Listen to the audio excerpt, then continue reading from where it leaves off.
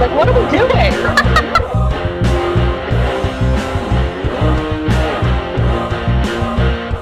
Corey Graves, the ignorant slut, cannot pronounce the word coup de grace. He says coup de grace. Welcome to This is a Takeover. I'm Shelby Ray Patterson. And I'm Gina Brafford. And we are here to discuss Backlash 2023. But first off, how are you doing, Gina? I am grand. How are you doing, Miss Shelby? Chugging this Diet Coke like my life depends on it. I see you. And I chugged my cheer wine or cookout cheer wine before we even started. So I'm not participating in anything to drink today because I chugged it. Well, I can't say that I really am because I'm almost done. Yeah, you know what? Because I've been drinking it this whole time while we've been setting up. It's been real hot lately, and so I know. I've just been really thirsty. So No, it's fine. Yeah. And it's that time of year, and It I've is. been downing about 3 of these a day. I mean, that's right what you now. gotta do. You gotta do what you gotta do. Decaf coffee just doesn't cut it. No. It really doesn't. But this is a really special episode of This is the Takeover. We actually are being taken over today. What? We have our first ever guest in the studio today. We've been talking about this for forever, y'all. And this is really exciting for us just because we are having a shakeup going on big here for Long Walk Talks. And I know David Two Dogs Hayes announced that he was leaving Yes. for his last show, which was WrestleMania, which, I mean, if y'all haven't heard that episode, it's a Please really go good listen one. to it. I'm not biased just because I've been on the past like 5,000 shows. But it was a really fun one, and I think it was a good one for him to go off Yeah, on. that was a But nice he one. did announce who his predecessor was going to be. And that's who is joining us today for This is a Takeover. We have Mr. Robert Brafford. How are you doing? Doing well. Nickname TBD. Yes, we will. We'll figure it out. Honestly, Dogs was really good at giving people nicknames. He gave all of us nicknames. Yes, but Gina doesn't necessarily like hers. I don't think. Well, but it was- you never identify with it. what? No, I think it's just a little too on the nose. Which And then do my you feelings know get what hurt. hers is, Robert? It was Gina, bless your heart, Belmont? Yes. Before the name Before change? the name change, Before yeah. the name change. But I mean, He's not wrong. It's I say it, but also I have had people say that to me. So hey, I it's mean, I fair. now have people who call me Death Ray in my real life. So You have a coworker. that calls I you do, Death which is great. I have a coworker, shout out to Jamie, who listens to this Jamie. show. He literally calls me Death Ray every single day, so it's He really fun. does. Not the worst nickname to have around an office, really. It's not. It could be a lot worse. Oh man. On the last episode, David dropped rowdy Robert Brafford on me, and I'm just like, I don't know if I can live up to that comparison of, you know, a man of such an esteemed wrestling and film career. Film. I mean, That you- one got me. Are you laughing at They Live? That is a very serious film, Gina. Yes. I mean, the Rob- most serious. Robert, only one can try.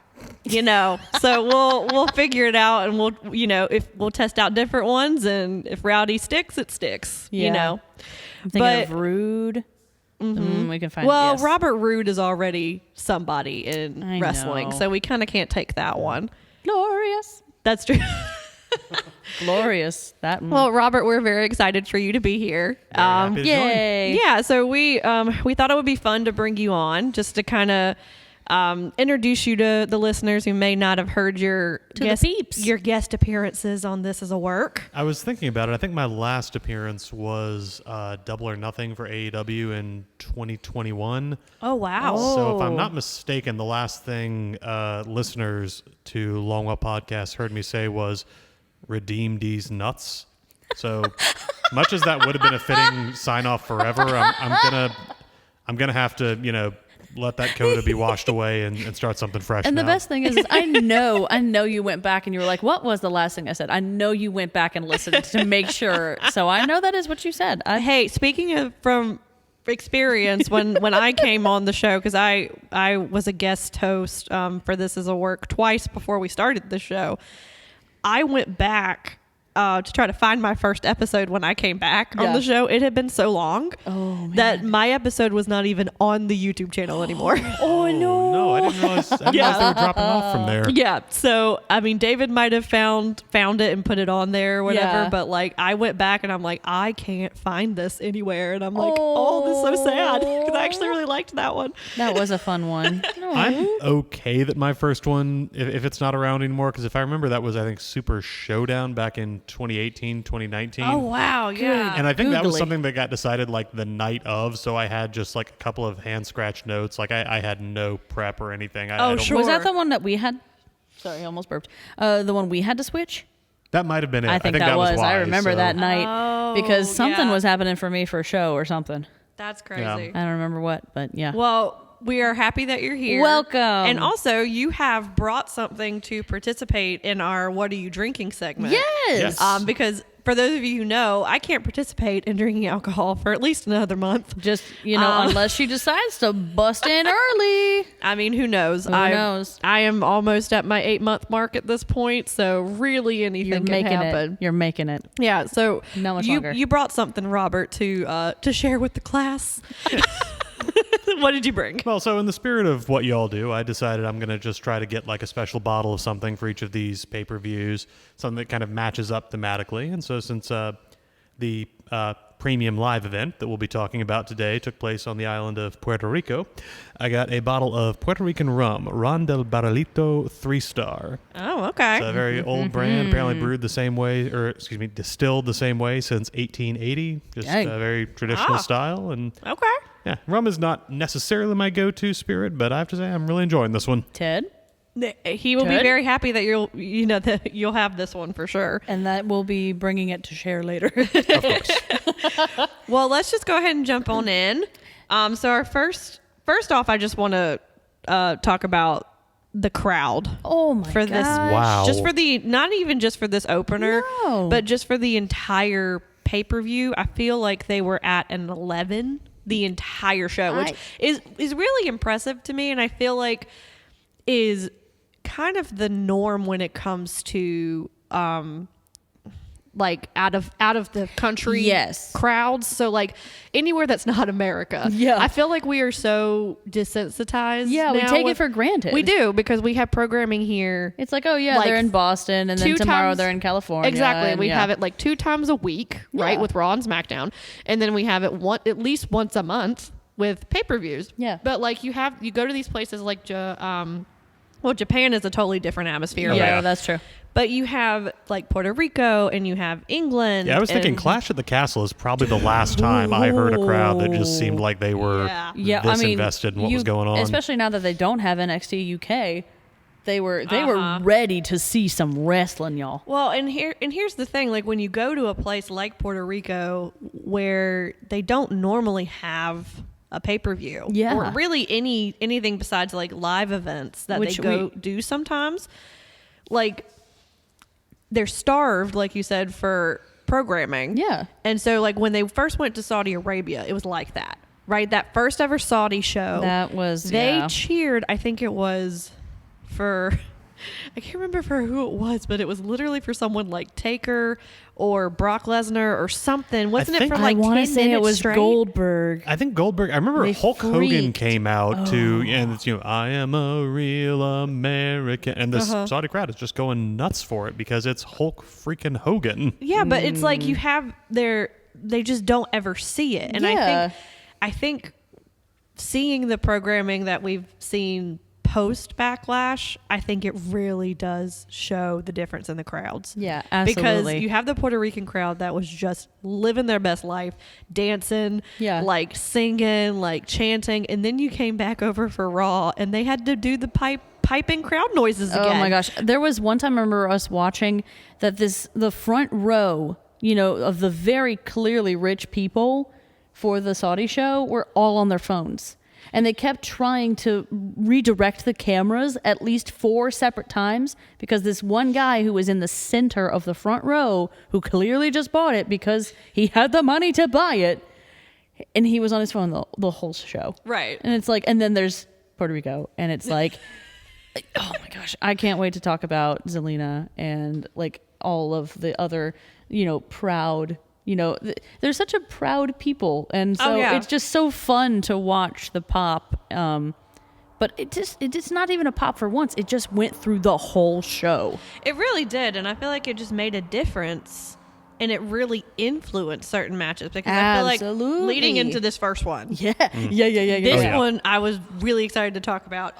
Because it's for the Raw Women's Championships. You have Bianca Belair and Io Sky, which I was so excited that Io was going to be in this match. Like, oh my gosh, But what was interesting to me was you started out and it was the typical Bianca is the face, the babyest of faces at this point, right? And then you have Io, who's with this heel faction that you don't really know what she is. You don't really know. You've never known what Io's deal is, even unless you're real NXT, or you're a trash can, or that's her mortal enemy is the trash can, or her best friend. Whichever she can use to further her advantage. Honestly, but that's kind of been a running thing with Damage Control is they'll do sort of generic heel stuff like the run-ins and the interference. But despite being three of arguably the best female talents on the roster, thank you, arguably in the world, it's just like what is their deal? What do they want? Yeah, exactly. And I think that's when they came on at SummerSlam, I think everyone was so keen and so excited. I mean, these were the first Triple H project, right? They were the first ones. I mean, Dakota Kai coming back from being released, and then Io moving up, thinking she was going to be released, and then literally on her way back to Japan when Hunter was like, "Psych." I was like, no, please stay. But I feel like with this match, you had Io with her original entrance, which I was so happy she didn't have to do the damage control. I almost forgot. I started hearing the music, and then I was like, wait a minute. And then I saw her come out, and I was like, oh my gosh, I hadn't heard it in so long. It's such a breath of fresh air, and the strobe, and with her jacket and the feather hood. It's just such a cool aesthetic that I feel like she has been missing since she joined Damage Control. There's something and I feel like this is especially a Joshi thing, but there's just so much characterization in every aspect of costume and presentation. Absolutely. By the time they get to the ring, you know what they're about. Yeah. And that's that style, right? From the very moment that your music hits, that's your character. Yeah. Right? That is Japanese wrestling. That is oh, sorry. Why am I blanking on the name of the Japanese theater? Kabuki? That's what it is. Yes. That's Kabuki theater. Yes. The moment you step on stage, there's no dead air. None. Right? From the moment you enter, from the moment you exit, you are that character. Everything you do, everything you say, everything you breathe is that character. And I think that's why everyone's so drawn to Japanese wrestlers. Yeah. Because they tell a story even from their entrance. Even when they breathe. Yeah.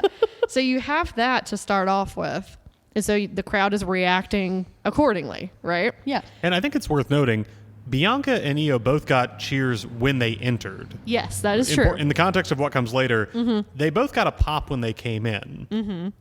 And then what happens later gets interesting. Yeah, because as the match goes on, the crowd turns on Bianca to the point where Io is basically the face. Yeah. And Bianca is the heel, according to the crowd.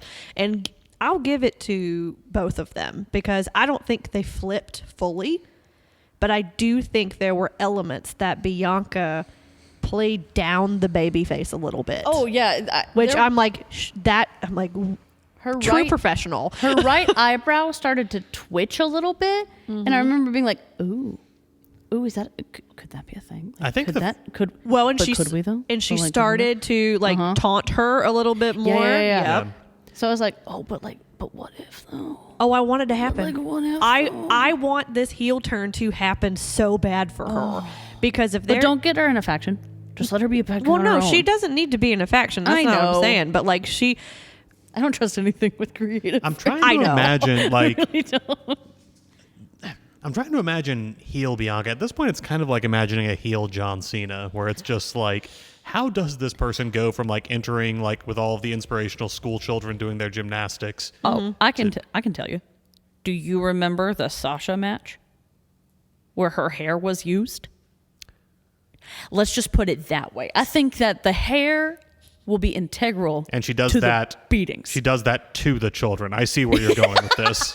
Yeah, that's exactly. Yeah. Yes, she just goes ahead and slaps all them children in the face with her hair. But to Gina's point, when she debuted in NXT, she was a heel. She was. Which is really hard for me to imagine because I don't think I was watching it with y'all back then. Right. But that's Honestly, to me, I enjoy Bianca a lot, but I really prefer her as a heel because she just came in and she wasn't like, I'm that bitch or, anything like that. It was more of like, try me.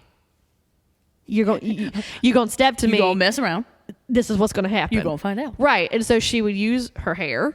She would taunt people. She would, she was really good at it. And it was a really interesting choice. I feel like when she moved up that they turned her face. Yeah. Which I'm like, okay, like she's done it in the past. Like she kind of switched back and forth when she was in NXT, but I was like, okay, maybe they'll do this for a little bit, and then it just like took off, and like the kids just love her, Yeah. and the little girls that dress up as her. Oh, yeah, my heart. but here's the thing, though. I know that this is debatable, but Bailey was the same way. oh, but that turn was the best. well. Let's there remember, were- it took a little while for people to come around on Bailey's heel turn. I know, Oh, yeah. but people are there, right? Like most people have accepted it, Yeah. right? But not everyone's going to accept everything, right? I'm having flashbacks to your Halloween costume. It was the Oh best. man, I was so pissed. It was so funny. Man, so for listeners who don't know, I was going to be Bailey and my husband was going to be a Bailey buddy for Halloween. so good. And it was going to be so great. He got like the wacky inflatable tube man costume. I straightened my hair. It was amazing. Like, for those of you who have seen pictures of me, I have very curly hair, so it took a long ass time. It was effort. The week of Halloween, she turns heel and she demolishes her Bailey buddies on TV. And I didn't cry. No. I came close. But it was great because I just decided to be heel Bailey and didn't put my hair in a ponytail and just did the mom bob, and I slit holes in the costume. And it was so like Ted was deflated. It was perfect. It was great, and I had a little hatchet. Like, it was great. It was so like good. It worked, but at the same time, it just wrecked my whole week. But my point is, I feel like it can happen because Bailey was an inspiration to little girls, and she was the babiest of baby faces. Yeah. And then she decided, I don't want to do this anymore. She's like, I and I can't. want to go and do a different direction. So I think if given the opportunity, it could work. But I think because right now She's run through. because she retains. Yep. Right. Yep. Which It is a great match if you do want to It really- watch it. it It's was. a great technical match. And she retains in the face of because both Dakota and Bailey do not enter with Io, but they do Yes. run in later in the match to try to intervene. which I audibly yelled out, no. Go away. And it was really interesting. I don't know if you guys noticed, but the crowd actually did the same thing. Yeah, So- like the match was doing just fine. It's not like It didn't need it, in my opinion. it did not. Exactly. That's exactly what I was going to say. And I feel like across all brands and all companies, this is a scapegoat that we like to do for women's matches when we don't really know how to end it or we don't know what to do with the story. Or there's a part of a faction that's not being involved, but they still are like, oh, well, we have to show them somehow. Because they need to be relevant. Because I didn't want to say, you said it. Well, it Yes, felt like kind you of putting said a it. little sticker on Io to just say, remember, she's still a heel and will be that, next week and going forward. Sure. Even if for the duration of this entire match, she's working as a babyface trying to out-wrestle Bianca. Like, she doesn't... Yeah, but the thing is, she had it. Like, she had the in the bag. match.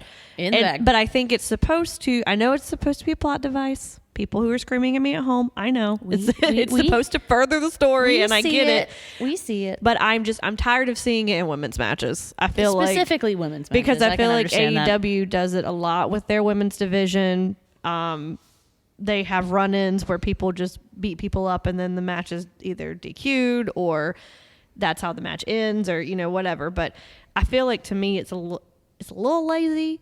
And Bianca still could have won. Without any. And then Damage Control could have come out later and then Io's like, well, where were you? Like, why didn't you help me? There's so many different choices. There's just different ways you could go about it. And I feel like it's just repetitive to me. And I was really enjoying the match up until then, and I feel like the crowd was too, because when you saw the reaction when they realized Damage Control was running in, they were like, no, like they're like waving their arms like in front of them, which is fun because they really got into it. But. Well, I think it kind of goes back to, again, the general aimlessness of Damage Control's faction, because like there isn't really a story to them coming in except that's what the bad guys do. That's what they do. Right. So there's not like, this is happening as like a culmination. It's just like, well, no, but this should happen before Bianca retains. Yeah. And she does. She hits... Because what happens is Bayley tries to hold Bianca's ponytail and is unsuccessful in keeping her still for Io to hit the moonsault, which I still don't know how that woman blindly does her moonsault every single time. She's like, if you're going to be there, you're going to be there. And if not, I'm just going to eat it. Because you watch her. She never checks to see if anybody's there to catch her. 3 times in a row. This guy. I said that back to back to back. So, and thankfully they're bringing that nickname back for her. Thank God. It's so cool. Yeah, so that makes it so that Bianca can hit the KOD and a very forceful KOD. But yeah, that was pretty nice. And she retains, which is now the longest reigning women's title holder, which is really cool. I love me some Bianca. In one of those bits of like WWE technical things, they kept insisting, well, it's modern era because apparently Trish Stratus had something in the old. But yeah, they're like, there's always going to be some caveat. Yeah. Since the women's title became an actual thing that wrestlers competed for and had competitive matches over, Bianca's the longest reigning. I mean, I gave this match a 4. A solid 4. I enjoyed it. I thought in the Triple H era of matches and pay-per-views that we've been having, he has shown this with takeovers in the past. He knows how to do an opening bout. Like, he knows how to have a good opener that draws you in, because that second match is always going to be your filler, right? Which, I mean, going into the next one. Let's go right ahead. Did we want to talk about the segment between those two? We usually don't. Okay. Yeah. Foreshadowing for later. I never remember the segments, to be honest with you. I usually am getting a drink or a snack at that point or going to the bathroom. But we have Omos versus Seth Rollins, which everyone was so upset about when this was made, because they were like, it makes no sense, which it doesn't. But I think that there's rumors. Everybody knows like what has happened over the past like 6 months to a year with Vince McMahon leaving and then kind of coming back, and maybe he's back, maybe he's not back, maybe he's creating, maybe he's involved with creative, maybe he's not even alive, who knows. There's a man who looks a lot like Vince McMahon. Don't give me false hope. But he has a mustache, so we can't be sure if it's the same person hanging out at Gorilla. I think he has different color hair now too. Yeah, right. Impossible to say. No, it's you and your creepy ass, Vince. He's trying to be Gomez Adams. Like I really can't. I think a demented Walt. I think a demented Walt Disney. I've heard a melted Walt Disney. Like he just like a little bit like a melted ice cream bar of Walt Disney. Well, he came out of the defroster, clearly. The air conditioning breaks in Madame Tussauds, and now boom. Exactly. No. Exactly. But you have matches like this, and then people start to speculate because Vince really likes Omos a lot. Big man wrestler. He's so big, and he can hit people and do big man things. Like men make fire. The thing is, it's fine to an extent. I think he's actually a really good big man. They just the company's not in a place where they can book him in like a dominant run. Like he's not going to take a title. He's I not was going to beat any of surprised. he's not going to beat Roman. He's not going to beat Brock. He's not going to beat any of the people that would really establish him as, oh my gosh, this guy's a force in the division. It's just this 7'3" guy throwing mid-carders and jobbers around, which looks cool, but like he lost at WrestleMania, and I mean, not to give it away for tonight, but he loses to Rollins. Yeah. Right, and he doesn't win ever, to your point, right? No. Like, but at the same time, I understand why people are like, he can't wrestle, he can't do this, he can't. It's like he's not supposed to, because I mean, But this match in particular, I think was the best I've seen him technically. Yes. But I Yeah. think acting wise too. it's because of Rollins. Well, always. I mean, Rollins has this just energy that you just feed off of. He can work with anyone. He, makes any, storyline go over. Yeah. So it's infectious. It really is. I can only imagine if you're working with him in the ring. And like there was even eye acting from Omos. Like some of his big old eyebrows were actually moving and doing stuff. And he started talking to the crowd. Like, You really do emphasize the eyes a lot. That is the thing that you notice. I very much like if someone's up there making a promo and their eyes are not in it and they just have that glazed look, I don't believe you. I don't believe you. I don't. You could be talking about how your mama died on the side of the road, and if your eyes are just sitting there like I'm in Buc-ee's on a Tuesday, nah. I'm just saying, you gotta feel all of it, and I very much appreciate a face actor. I do. So. Gina can always tell the Stanislavski versus just the schools of technique that each wrestler has tried to employ in their acting. I mean, we are classically trained actors, Robert. We did study the works. But I didn't hate this match, and I feel like I have reviewed a lot of Almost matches at this point, and I have been very critical and did not like it because he just had 2 or 3 moves that he did, and he really didn't do them all that well. Yeah. But I think this match with Seth challenged him because Seth is not going to... He'll put you over. He can put a freaking broomstick over in the middle of the ring. But he's going to help you out.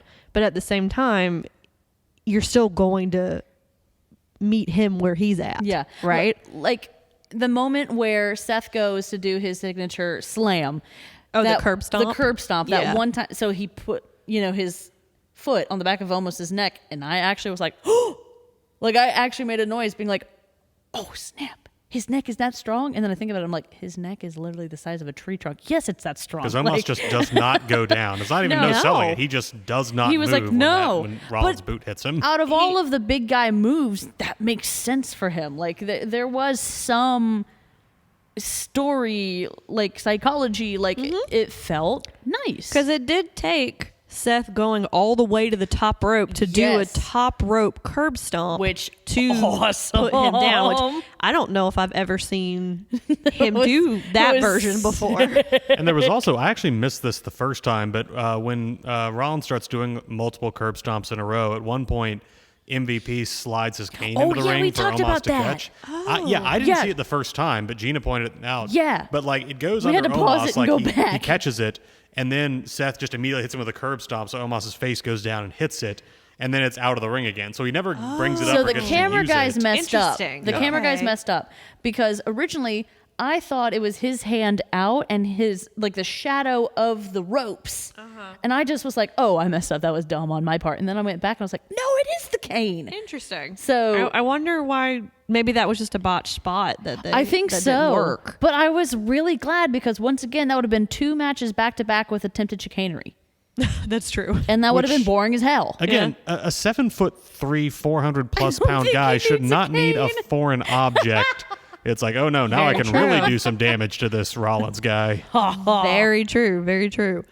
But yeah, I agree with you. I feel like there was more psychology in this one. I feel like it was just more fun to watch overall. And I feel, Seth goes over, but in a way that is like, oh, he had to do a modification of his finisher to be able to pin him. Yeah. Which I think tells a better story than the ones that have come before, I guess. Yeah, I did. I gave it a 3.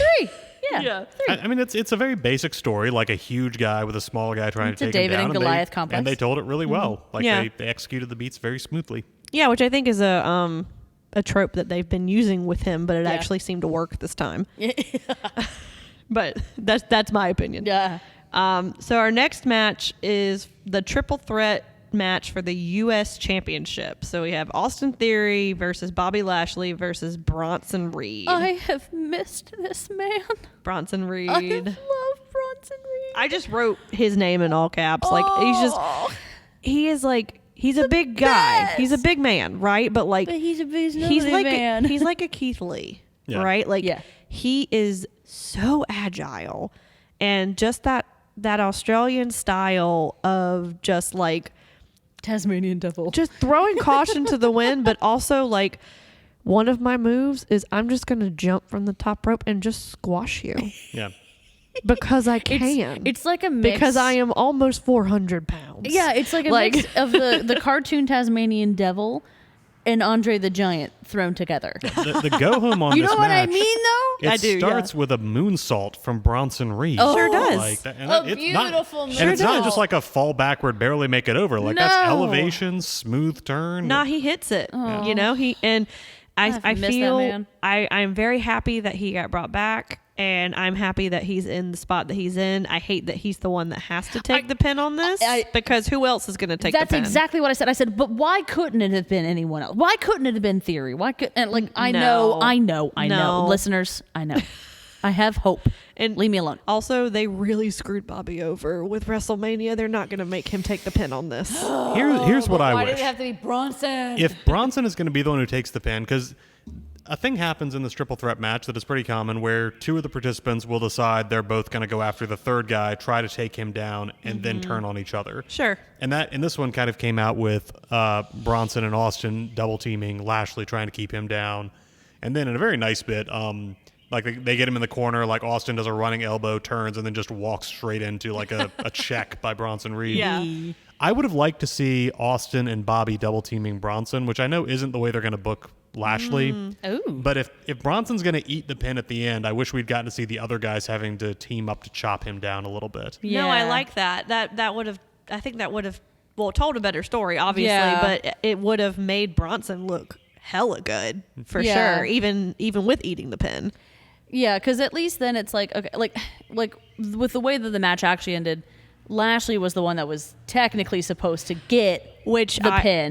I'm raising my hand. Yes. I called the finish of this match. Did you really? From the very beginning. Ooh. So I said Austin is- Hunter, did you hear that? Austin We're catching is- on to you. Austin's or is going it to Vince? retain. He's going to retain, but he's not going to do it on his own. Yep. He's going to have like Bronson's going to eat the pin because in Nice this Bronson. situation, like that's the one that made the most sense, right? Yeah. Bobby's going to hit a finisher. It's either going to be a spear or whichever other one. I can't remember what the other one. More than likely, it's going to be a spear. Hit a spear. Austin's going to throw him out of the ring or roll him out or incapacitate him in some way, and then he's going to take the pin. Yeah. Because it is not time for Austin to drop the belt yet. I mean, It's just yeah, not. like, yeah. Oh, and I will say that one of those spears scared the piss out of me because Bobby's head was so tucked in Yeah. that I thought that his chin was going to bust his sternum. I was freaking out. I really did. I thought his whole head was going to go through his sternum. Sometimes spears, Yeah. yeah, they, Like, it's they very- can be just as scary as like a pile driver to me. Like, everyone gets Roman's angle perfect. But it's because it's Roman. I Roman know. does like a That's what running I'm saying. football tackle. Lashley's thing is always interesting because like he Oh, well, he hits did them football. and then he like rotates over his left shoulder. Like he turns and lands on his back in the mat after he's speared the guy. Yeah. And I've always been like, it's think- weird that he's Why? bouncing off of them. I think I don't know if that's the technical way to do it or not, Probably but not. that is the more common way I've seen it done because Ricky Stark also does it that way. that's true. I didn't A think lot of of other that. people who use spears, Edge does it that way. Well, I think Edge has to worry about neck issues, so I think he's chosen I will much- say pre-neck issues, Edge would do it that way. But there's go back a and lot look of at that. other wrestlers who do the turn a little bit. I think it's supposed to be safer. I don't know, but We're not experts. I'm just from my knowledge of watching and seeing lots of different spears, Yeah. Roman is the one who does it more like a football tackle than anybody else. Yeah. But Bobby's spears are killer. Like they are really, really good. They're nasty. I was just scared because it was so strong that I thought his own head was going to go through his chest. I enjoyed this match. For some reason, to me, it felt really short. I would have put it in the second spot. It was one of the shortest ones. It was just That's what under I 7 feel. minutes long. Right. And for me, it really? a triple threat being under 7 minutes, that seems pretty short to me. But I think it was because obviously we know what comes later. Yeah. And they knew they needed to account for time. And I totally understand. Yeah. But to me, it was a little rushed. But I mean, other than that, I did enjoy this. Yeah. There was one thing that I noticed at one point. Bronson gets up on the top turnbuckle. I think he's going to splash. He's trying to splash Lashley, who's in the ring, and then Theory hits the top rope, causing Bronson to fall and sort of pancake on the turnbuckle, and he's just sort of stuck there for a moment.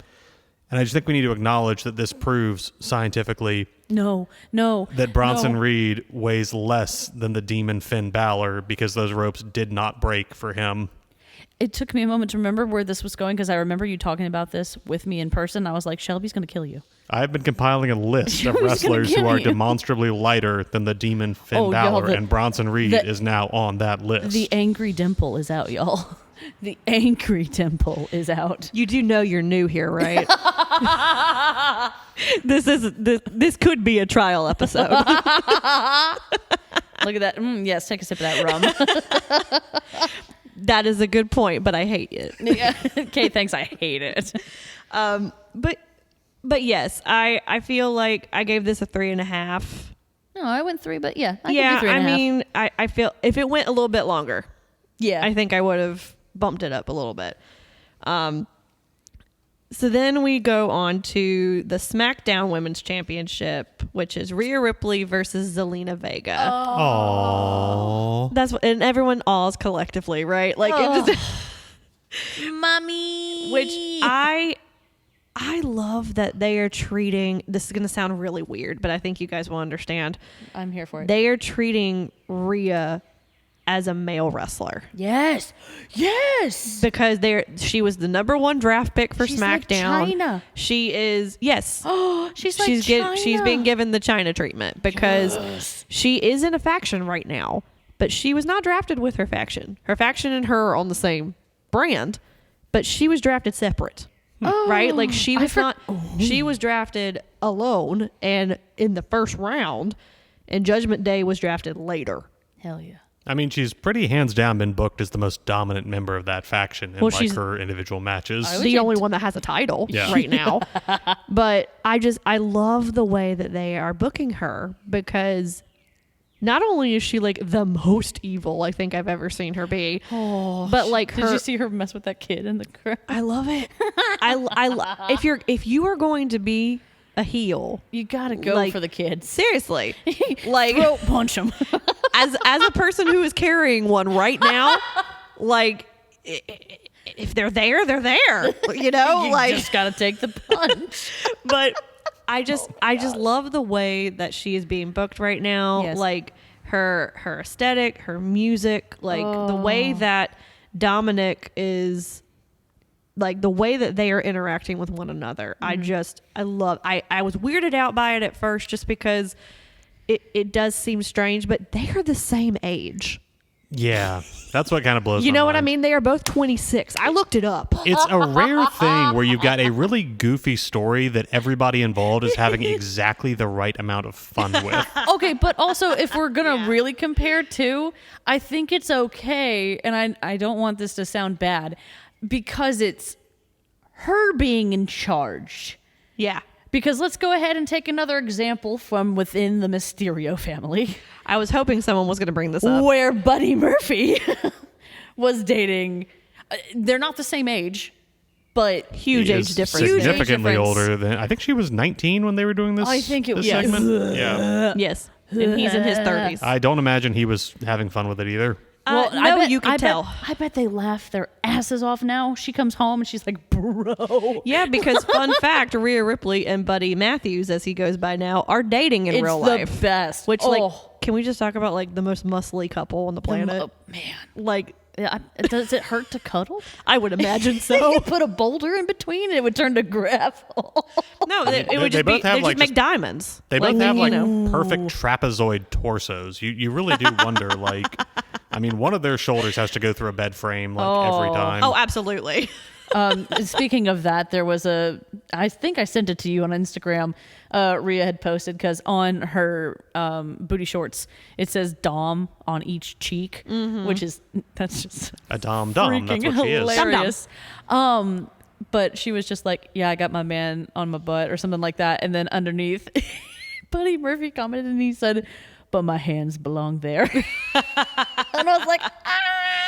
I love it. Cross-brand promotion. Let's do it. Let's do it. On that note, I was a little sad that Zelina Vega's own, satanic hubby wasn't That wasn't was there at ringside. upsetting. I can imagine that he might have like ducked down behind the barricade when the camera went over, and then just popped back up when it was done. But because we watch it and we watch AEW, all of us, he was on that show.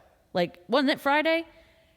Wasn't he on Friday? Or was it Wednesday? We didn't watch that Rampage. We missed that one. Okay. Rampage is recorded earlier anyway. No, I know, but I'm still saying, like, even if, like, how could he have gotten to Puerto Rico in time? Oh, like, yeah. And it just sucks, though. But can we talk about her cape? We can talk about the cape. Yeah. Yeah. So cool. It was really cool. So she had this cape that when she put her arms out, outstretched her arms, it was the Puerto Rican flag, and it was huge. It was enormous. Like, and she's a very tiny person. Yes. So it literally enveloped her, and of course, the crowd went nuts. So she's not born in Puerto Rico, but her whole family is from there. She's born in Brooklyn. Yes. But it was just so sweet, and then the ending. But I won't get there yet. With her family was ringside, and I think I wrote down, I was like, Zelina doesn't have a shot at all in hell, but like, damn, did you really root for her? You know? But it was weird because it's like you were rooting for her, but it's also like, but I love me some Rhea Ripley. Oh, yeah. There was no doubt in my mind how this was going to go. It's the nice feeling where, unlike a lot of the time when Vince sort of plays the hometown favorite gets crushed card, here it just sort of felt like, okay, we know she's not going to win, but we're going to take the moment for her and the crowd's energy and just make it feel like she's just having the time of her life, even if there's not really any point where we believe this is Rhea's time to drop the title. Yeah. Oh, yeah. I mean, and they had some really fun spots, like with the flip-flop. You know, that was so funny. Chancla, I believe. Chancla. So I know that's something. Yeah, that's Hispanic heritage, right? Essentially, most. You know how your mama would have something that she would threaten you with that you would hold, like dad, like my grandmother would hold a ruler for my dad and was like, "Try me, Okay, do something." The chancla, the slipper. Or the sandal. Flip-flop, right? Flip-flop, essentially. It was used anywhere and everywhere. Like, mothers today still use chanclas, and they will throw them at you. Like, it's not it is definitely like, oh, you messing around? Bam. And so that's why she threw it, too, because, that's, it's a big cultural thing. I figured as much that it was very similar, because when I was watching this, I was like, oh, okay, from me being from the South here in America, I would equate it to my parents being like, all right, go pick your switch out. Yeah, that. You know, exactly. like that type of thing. Except you didn't know when it was coming. Right. Like, you could just get a chocolate to the back of the head and you'd have no idea, and you'd be like, what did I do? I did love Rhea's reaction to it because, like, she kind of threw it and it almost didn't hit her. Yeah, Mr. Rules over here. I'm gonna if I'm stepping into the place of David Two Dogs Hayes, I've got to channel him for a moment, and I've got to point out that was a foreign object coming into the ring, and the referee just ignored it. Rhea Ripley was right to look furious. That was really good. That's going to come out occasionally. It's like he was here. What? That's crazy. Dogs, what'd you get here? But I did enjoy it, and there were some really good spots, like really nice spots. I think Zelina countered a Riptide into a DDT. Oh, that was so that was really good. Which they had done before. They had done previously on some matches that were leading up to this match. That makes sense. But it still is really cool. Like, it's something that I think Zelina has perfected at this point, and it does look really cool every single time And because she's so tiny and and Rhea's so big. Yes. And it just it makes the height difference just even cooler. Oh, I bet they get to talk all the time backstage about, like, you know, oh, well, my hubby's, you know, because they're together. Their hubbies are literally together in a faction. Like, oh. But her face when she pulled that DDT and it was so funny. She was like, oh shit, I just did that. Rhea's facials are on point. I think my favorite, Zelina had a kind of heavy strike offensive, and she came off the ropes, and Rhea caught her with a headbutt. And there was a moment where Zelina goes down, and Rhea's sort of bobbing on her feet, looking out of it, and you see sort of like the focus come back into her eyes, and she taps her temple like, okay, still conscious, still standing. Like, yeah. I'm here, I made it. It's like that LeVar Burton meme. Yeah, big brain. Big brain. Big brain. Big brain. Mummy, big brain. It's going to take a lot to get through this skull. Mummy, big brain. Mommy, big brain. Oh. That DDT you mentioned earlier, it also sets Rhea up in the 619 position, which is... Booyaka, booyaka, 619. Every time I see someone else do that move, like running at like a normal human high speed, I'm just reminded that how fast Rey Mysterio is. No one can do it like Rey. Nobody can. Like, and I understand, like, it's the whole thing with people doing the frog splashes and the meteoras to reference Eddie, which I think is... I'm glad that she did a meteora, not a frog splash, because everybody does a freaking frog splash. But, like, not everybody does a meteora, and she has a really good one. Yeah. Like, she has a really good one, and so I'm glad she did that one. But I feel like everyone also now are trying to do the 619, which I think is really interesting because Dominic did it for a while, and that looked weird as hell because he's so much taller than Rey, and I'm like, there's just legs flying everywhere. I still don't get how that happened, but that's beside the point. But with Zelina's, I feel like she's too tiny, if that makes sense, because when she was getting the speed up, and then she just all of a sudden stops and then gets into it, whereas Rey is just one fluid motion. Yeah. And so I'm not saying that anyone is going to do it like him, which I don't want them to. Yeah. But that's the whole I just point. think when you see people try to recreate it, it's such a specific move. Yeah. Because I can't remember. There's a Japanese women's wrestler. That does the same move. I know what you're talking about. But I know who she is. She doesn't call it a 619, obviously, but she calls it something else. It's not. Does she wrestle in America? It'll come not to me. Amy, is it?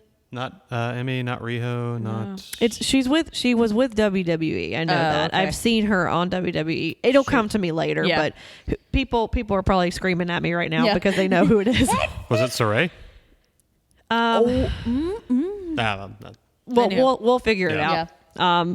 But I feel like it is also a derivative from that move too, and I've seen women do it. Yeah. And it looks really brutal. But I think it just, for Zelina, it was a good try. I appreciate that she can at least get her legs through, because there's nothing worse than watching someone do the 619 and their foot or their shin or whatever hits that rope. Oh no, it's just so bad. So I at least appreciate she went through the ropes. Yeah. It was slow, but at least it was, And the finish for this one, I felt like was interesting because it just finished. Yeah, it was just right. Like it was just, she finally was able to hit the Riptide, and which I do love when a move is protected like that. Yeah. Just because she hadn't been able to fully hit it, really, and then when she does, then she's out. Yeah. I also did guess this one. I guessed that that Rhea would literally like pin her, and she would be the most. You've seen the pictures. The fold-over pin? The fold-over pin. She looked like she was almost in her head. Like, yeah, like it was. It's like a lioness over a kill. It's just sort of like she's expecting somebody else to come into the ring and try to pin Zelina. There is still a sexual tone to it as well. So I was like, I think that this is going to be like one of her most sexual ones that she's done so far. I was like, honestly, because she's so small. It looked like like- it'll be so easy to roll her over. Yeah. And I was completely right. Like, y'all go look at the pictures if you really want like to. she is about to try to fold her into a paper crane. I've Like it really does. I've been on wrestling Twitter and I haven't seen anybody make any sort of sexual connotation to this. So never. I don't think that's a thing that happens. Oh, look, your nose grew 3 inches. Well, I mean, I gave this one a 3.5. Yeah. I mean, I did enjoy it, but Oh, and then the moment she had after was I think Yeah. I It was think part of nice. it for me, I do appreciate the flowers moment, yeah. right? Like especially if someone is in a home country or what they consider to be like a home country. I did enjoy that Rhea just kind of, fucked off and was just like, ah, ha, ha. Yeah. Bye. Despite winning, she books it up the ramp as soon as she's done. Because then that gives Zelina some Yeah. time to interact with the crowd, but I felt like it was just enough. Yeah. Oh, no. And I don't necessarily mind that. Sometimes I feel like they might milk it too much, but I think in this case, I think it was fine. And then, and the tears she had, they were so real and just, oh. I do want to put a question out there though, Ooh, we got a question? because now we have going forward, now that the draft has happened, now who's to say that the draft even matters? Multiple Has it people have been ever? drafted as free agents, which shouldn't be a thing. That but Doesn't make any That's sense. the dumbest thing I've ever heard. Brock but- Lesnar, you've been drafted to go wherever the hell you feel like. Oh wow, shocker on that one. What? But the SmackDown Women's Champion, Rhea, is on Raw. Mm-hmm. And the Raw Women's Champion, Bianca, is on SmackDown. And they've done this before. Oh. If anyone remembers, the last time that they did this No, you said it, and then I was like, oh, shit. was with Becky and Charlotte. Oh, And this is when the whole beef came out with them, right? So they basically did a title swap, that's right. which I don't like. Right. I don't like. Why couldn't you have just kept Rhea and Judgment Day on SmackDown and kept Bianca on Raw? Yeah. Like, Yeah.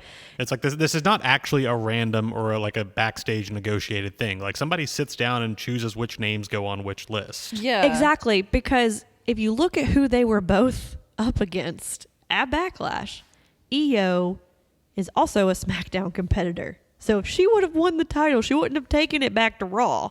She would have kept it on SmackDown. Same with Rhea and Zelina. They're both on Raw. So it just does, to me, it just doesn't make much sense. And the only way that they can fix I it didn't think is about by that. switching, just title swapping. Which always, like you're right. That always feels like so, like it reduces the titles. Like they It shouldn't does. be interchangeable. Like, oh, they're the same belt just with a different color on it. And to me, if you're going to do that, Which then they you are. might as well just have one women's title. That- In my opinion, if that's how you're going to treat it, right? And if it's just the same belt, just two different colors, and that doesn't mean anything, so we can just swap it one night. Because that's what they did with the men's. Well, it would actually be it'd be very in character for WWE to have 3 separate men's world titles and only one women's world title. Because now Roman's Very on carrying brand 2 for of them, them. it's true. Roman's carrying 2 of them, and they're spontaneously generating a third one just so. Pity. Yeah. Consolation prize. Sorry, you chumps can't beat Roman belt. That's essentially what was said in less words, but that's pretty much how it was described. But I think it'll just be interesting because they haven't addressed it yet. And we are about a week or so out from Backlash, and they haven't said anything about it yet. So It would. I would actually find it hilarious if, like, for the next 8 months, like until Survivor Series or some other pay-per-view, it really is just the SmackDown Women's title is constantly being defended on Raw. I mean, why not? Just lean into it. Yeah. Right? Like if you part of me wants to be like, did someone fuck up? Maybe Did someone mess up? Did someone switch them on accident? Have it be a thing where Adam Pearce is constantly running around trying to get them to switch it, and they just refuse to do it. Yeah, because they're No, this like, is my title. this is stupid. I won this. That's so Like, this is my title. Yeah. No, I would actually be on board for that. That would be that'd hilarious. Be a nice little like segue in between matches. I'd like that. Exactly. Yeah. Yeah.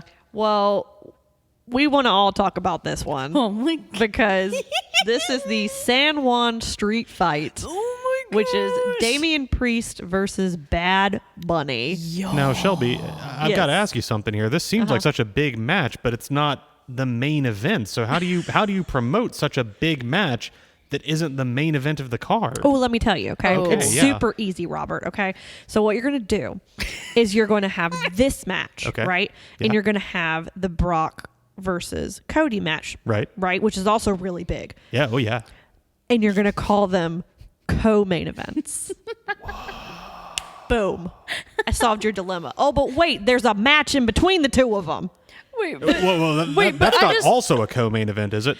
No, it's just a regular match. Thank I God. just- Okay, I can't go that far on one night. I just want to say this is exactly what happened in the creative room. This is exactly the entire conversation. Well, honestly, it was just you two, just like that. It wasn't you specifically, but that's how it went. it was up until the night of when they made this decision on This- who was going to actually, quote unquote, be the main event spot. This was the main event to me. And it was going to be this match up until the last minute. Because to me, you don't need Brock and Cody to be main event. No. Brock and Cody both have so much power right now, if you will, that they could have gone semi-main. Yeah. And then you just had the Usos match, Uso-Sammy match, be in this spot where Bad Bunny and Priest were.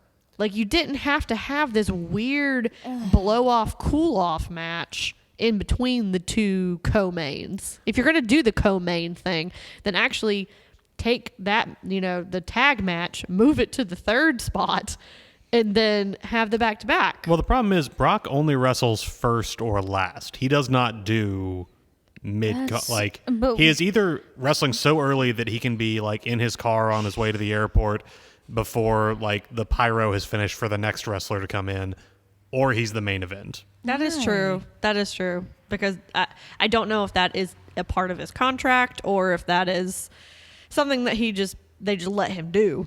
But So Roman weird. was the same for a while.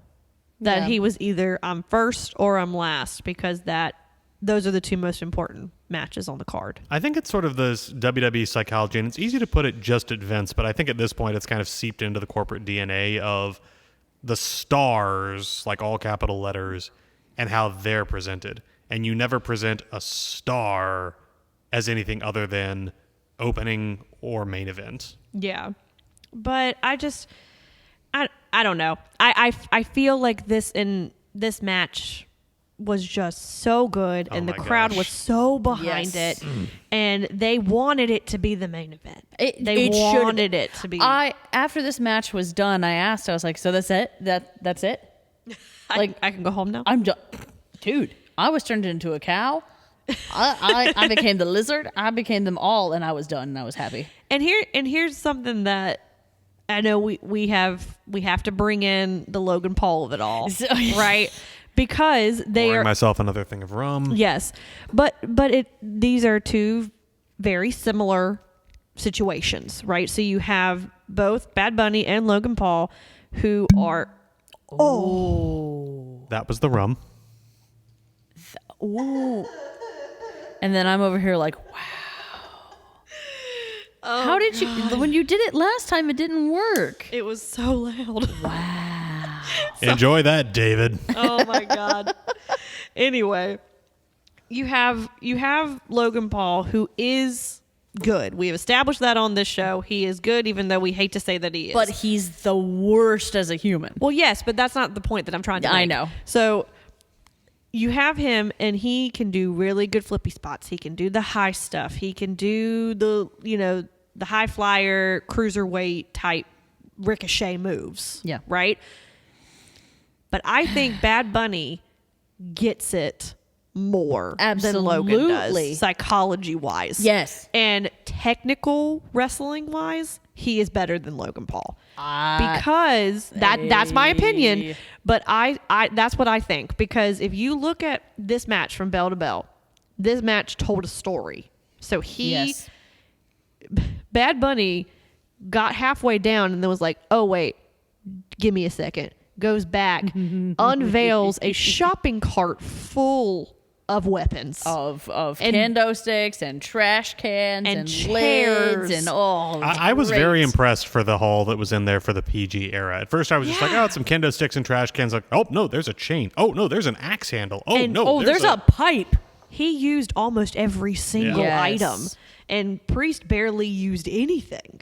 Right? He used a few kendo sticks, Yeah. but like Bad Bunny used pretty much every weapon that was in that cart. Which Yeah. I really loved because the idea is Priest is a professional wrestler. He knows what he's doing in the ring. Exactly. Bad Bunny knows some stuff, but if he's got weapons, he's going to use them. That's going to be his advantage. Which makes sense, Yeah. right? Because that's why he would bring all of that to the ring and use almost every bit of it. Yeah. Every single move that he did was calculated, even down to the end when he was targeting Priest's knee. Once he Yes. found out that Yes. Priest was trying to hit that kick on him and he hit the post instead, Bad Bunny sees, oh, there's a weakness. That's psychology. And not only that, it's not like because Bad Bunny is a good guy. We have established that, like, even in the music world, as a human, he's a very lovely person.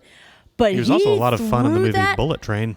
He threw that to the wind as soon as he saw that knee was hurt, and Yeah. he literally the slams that he did on He Damian worked Priest. it. Oh, it was so good. But worked it. see, this is the one thing that to me made this match better than anything and everything he will do. He being Logan Paul. Bad Bunny is not afraid to take hits. Logan Paul will do the cool shit to look cool. And because he doesn't do what he needs to do to be safe and to be smart, he gets hurt because he just wants to do it for the quick, look at me, I'm fucking cool. For the views. For the views. But Bad Bunny, he's watched this his whole life. He knows what he's talking about. He's here for what the story is, but is willing to take the time to do the things safely, to make sure that he's communicating with his partner, all of that. Like every other match with Paul is he's thrown with someone who can handle it. Damian Priest can handle it, but they work together beautifully. Well, Priest took care of him all over the place. Absolutely. Like that They were Falcon Arrow or Broken Arrow Broken outside. Arrow. Yeah. Where it's like off the equipment case through the table. Like that was just beautifully landed. Ooh, goosebumps up my spine. That was brutal. It really was. But I think it's because they were tag team partners. yes. Commentary mentioned apparently that the jacket that Priest wore when he came in was the same one he wore at WrestleMania when Bad Bunny first debuted, which It was a is. nice little Yeah. callback. They're from the same town Yep. in In Puerto Rico. Yeah. That's so cool. Which I think that probably helps, but also tagging together and having Bad Bunny have his first ever wrestling experience, and you're having it at WrestleMania. Like that's Yeah. huge. That's bonding, right? Like, I mean, so that's why this match I think was so good. But what I think was interesting was the chicanery that did happen. I don't want to say after this match because it was during. Yeah. Because what happened was you had the Broken Arrow off of the production cart. Oh. Right. And then they found their way back in. And then Priest had the spot where Bunny ducked the kick and he hit the post. Oh. And then he noticed that the knee was fucked up. Well, then Judgment Day comes out. Yes. And you have Finn and Dominic who are, and it's a street fight, so there's no DQ, there's no rules. So they can do this. Yep. And commentary does make sure that that all of this is legal. They did mention that just a little. It cracks me up. I'm like, yes, Cole, we know everything is Thank legal in a you. street fight. I think my favorite Michael Cole moment was when Bad Bunny hits a Michinoku driver as like his first move of the match, and Priest kicks out at 2, and Cole's like, "You gotta be kidding me!" No, Michael Cole, it was one move. 30 seconds into the match, no one is kidding you that it's not over. He just gets into it, man. He can't help it. Now No that one he is doesn't ever have a kidding puppet Michael strings. Cole, ever. Yeah. Well, now that he doesn't have puppet strings. I know, but there's just some things that Yeah. you're just like, okay, dude. But of course, Dom and Finn coming out isn't the end of things. So No, definitely not. So that was just the start. So you have that happen, and then Ray comes down to try to even the odds, but no, the faces are still outnumbered, right? Uh-huh. So clearly. Then Carlito's music hits. And the whole crowd went wild. there's your hometown guy. Biggest pop that I think Carlito has probably ever gotten. Well, Because again, I'm not familiar with Carlito. I don't. All I know is Yeah. David Two Dogs Hate's hatred of Carlito. Oh, gosh. Which I think is hilarious because I went and watched it with him. And it was really funny because I knew that he was coming out, and I was like, I cannot wait. I cannot wait for this reaction because for some reason he hates the dude. But I know there's a reason behind it, but I don't want to get into it. well, it's tied into why he got such a huge pop. Because Carlito, his father was Carlos Colon, who was basically Yes. like a godfather of wrestling in Puerto Rico, like just this Yeah. tremendous figure in the sports development in that part of the world. He was also tangentially involved with the abrupt death of Bruiser Brody, and may have put his finger on the scale of some legal proceedings to make sure that Brody's killer was not actually brought to justice. Oh. Maybe, allegedly, possibly. Okay. Allegedly. Okay. But so that's why Carlito is so huge there, because his dad is like a kingpin, a maestro, a huge figure Yes. in that part of in that Gotcha. area of performance. Which I thought was really funny that he came out with the faces. that does add a whole level to it now, because I'll be real, I didn't know any of that. So I was just happy for the fans in the You're crowd. like, oh, Puerto Rico guy, Like, cool. I was like, yeah, you guys enjoy that. That's good. But so you have him come out, Yes. and he does the whole apple bit, which Yes, is his thing. That is his thing. And then damage control. So sorry, Jesus Christ, not even close, Shelby. Like what the hell? I would have been real excited to see Damage Control come out there. But no. I'm so sorry. Judgment Day. I got you. Thank you. Got you. Judgment Day. This is why I have a co-host. Everybody. Mommy brain's real. Exactly. Judgment Day starts to retreat. And Savio Vega's music hits. Yeah. And that's super cool because he's awesome. He is really cool. And it's so funny because I love it because he just stands there. Yeah, that's all he has to do. And then Finn and Dominic are like, oh my God, it's Savio Vega. Like, You want to go at him so first? You want to go at him excited. first? He did. He was like, oh man, it's Which is hilarious because his wife is Hispanic. So, like, Yes. it's totally like, it was it's yeah. awesome. Full circle. So then he Savio hits both of them with his signature slaps to the throat, might I add. Real good ones Yeah. too. It lands a really nice spinning kick on Dom. Yeah. That was crazy. Yes. His leg went up, and I was like, I don't even think my leg can go up like that. And I'm not as old as that man. But LWO comes out, Yep. which is we know them as Phantasma. Yes. But I was like, I don't think they need you, bro. Yeah, like no, I don't think he needs you. I think you're he's covered. good. I think Like, you can turn around. Savio's got it. Like I just think we're messed okay. them up. But it was oh my God, it was so funny. And 'Cause- again, the crowd is going insane They're at every step of this. but losing it. the match is still happening. That's the best part. And that is one thing I did remember Michael Cole being like, and there's still a match going on. And you can clearly see that Priest and Bunny are just like catching their breath in the corner, being like, okay, we're back. Stubbing out the cigarettes, putting the caps back on the water bottles, just everything like the break they've been taking in the ring. the ref comes over. It's like, okay, camera's about to beat back on you, so you gotta go. Camera two. But yeah, so the match still continues, and Oh Judgment my Day, gosh. cowers away, and everybody runs out Yeah. backstage after them, and then the focus is back on Bunny and Priest. Yes. And it just the psychology that he uses behind this knee, which Beautiful. honestly, looking forward into the future, Priest is still selling the knee. Good. So, You which better. I'm like, I love that little touch. Like, listeners, I love the little things, right? Like Continuity. it is. And continuity really does help a lot. Yes. Because if you just had your knee worked over for an entire, last half of a match, like you're not going to show up on Raw in a day and a half after traveling and not be limping. Yeah. You know what I mean? It's kind of Your like knee got Finn Balor wrecked. continued to sell those kayfabe staples in his head for a couple of weeks after WrestleMania. Oh yeah, so kayfabe. Yeah.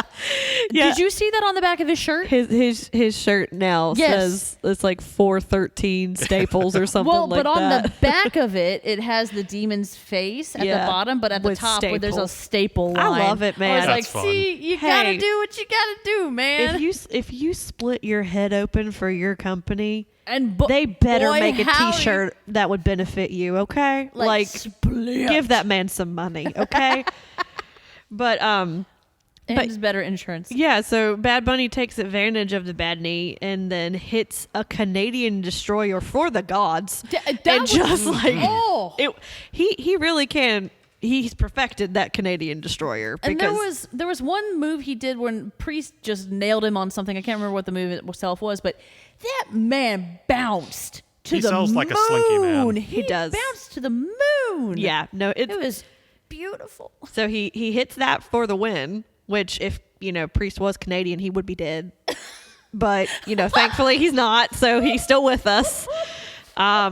I gave it a 4.5. Like it was almost perfect to me. I honestly gave this a 5. Yeah, to me it was perfect. I feel like I probably could have, but I mean, Yes. it just if the was chicanery, fun. if the chicanery came in, at least there was fan service to follow. I didn't mind it. Yeah, I feel Yes. like this is why Yeah. you do like, Exactly. You get people that the crowd loves to see win and bad guys that they love to see lose, and you just let it happen. Yes. Like, this is what all of everything builds to for these moments. Exactly. Yes. Yeah. Because, I mean, we could keep talking about this I match. could We need go to move on on. Really could. hours with But this match. yeah, 4.5. I loved it. Yeah, I gave it a solid 5. So now we're gonna go to our cool off match, which never would think that a Sami Zayn Kevin Owens bloodline feud match would be the cool off in between the two co-mains. But What a difference a month makes. oh, seriously. Y'all, So we have the Usos and Solo Sikoa versus Matt Riddle, Sami Zayn, and Kevin Owens. And now these are not, just to be Yeah. clear, this is not for the titles. no, never. No, of course not. Well, I'm just reiterating because Yeah. I do get confused sometimes when champs are in like a 6-man tag But or that a is triple. not- yeah. But the title's not on the line, so I just wanted to reiterate.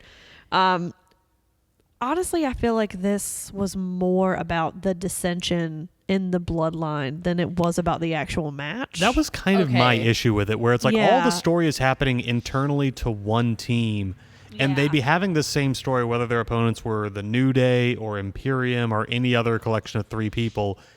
And that's okay sometimes, but I don't like it when the other side is the reigning tag champions. Yeah, I felt Yeah. horrible because the match started and suddenly I was on my phone. Suddenly I was refilling, my glass. I, came back to the living room and I was like, this is Sammy and Kevin, who we have been rooting for so long. And it wasn't until Solo started acting up and, that dynamic came in that I came back to the match. I think it's because we have seen this a lot, right? Yeah. And I'm not saying that the bloodline storyline is ice cold. I'm not saying that, but I feel like they have been, especially since WrestleMania. Yeah. They have been doing this dynamic a lot, and I know that they're setting up long-term story, and I can appreciate that. But I think we have now pivoted from it being about Roman to being about the bloodline. Yeah. Because Roman is not part-time status, but is kind of, which is why they're incorporating this new belt. Yeah. Right? So that way you can see like a main card champion on every single week, so they're kind of pivoting to the bloodline, which I think they're trying to work it out. And I think that they are really wanting to push Solo. Yes, they are. Which I'm down with, but the problem is all Same. of this makes so much more sense if Roman has lost the belt. That's If, exactly why I was the pointing at bloodline you. is fragmenting Yes. because the table has lost all its gold. And Lion the Witch in the Yeah. Wardrobe, the table breaks. Yeah, I feel You know, I like feel the- like Ugh.